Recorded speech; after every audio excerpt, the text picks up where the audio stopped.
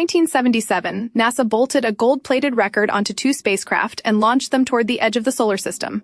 On each record, they etched a map showing exactly where Earth is. Stephen Hawking publicly said this was a terrible idea. And yet the records are still out there, drifting through the stars, and will be for billions of years. This is the story of the Voyager Golden Record, and why some of the smartest people on Earth thought we had just made an enormous mistake. The Voyager mission exploited a once-in-176 years planetary alignment.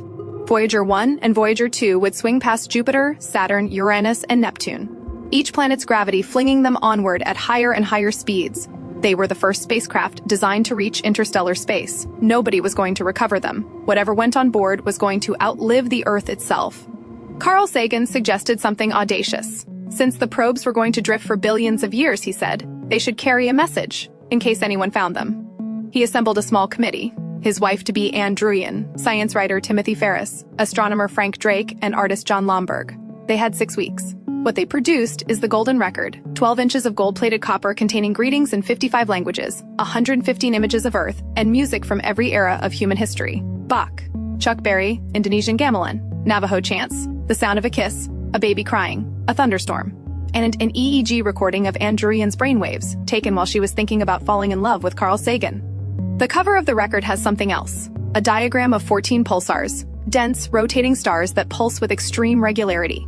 Each pulsar is labeled with its exact pulse frequency in binary. From those 14 frequencies, an alien civilization with enough mathematics could triangulate, with absurd precision, the location of the sun. Anybody who finds the record can find us. Stephen Hawking publicly argued this was a bad idea. If aliens visit us, he said, the outcome would be much like when Columbus landed in America, which did not end well for the Native Americans. The science fiction writer Lou Sixon made a similar argument, which he called the dark forest hypothesis. Any civilization advanced enough to reach us would almost certainly be dangerous, because that is how civilizations survive. You stay quiet. You do not announce yourself. The Voyager record was the opposite of staying quiet. Sagan knew the argument. He made it himself, in different terms. His counter was simple. Any civilization advanced enough to reach the Voyagers is already advanced enough to detect our television broadcasts and our radar signals, which have been leaking into space since the 1940s. We are already shouting. The record, Sagan said, is just a gesture. We were here at the edge of time. The bigger risk, he thought, was not leaving anything behind. Voyager 1 is now the farthest human-made object from Earth. Voyager 2 isn't far behind. Both records are still intact. They will be for billions of years, long after the sun has burned out and the Earth itself has been erased. There might be nobody out there to ever read them, but if there is, they will know we tried.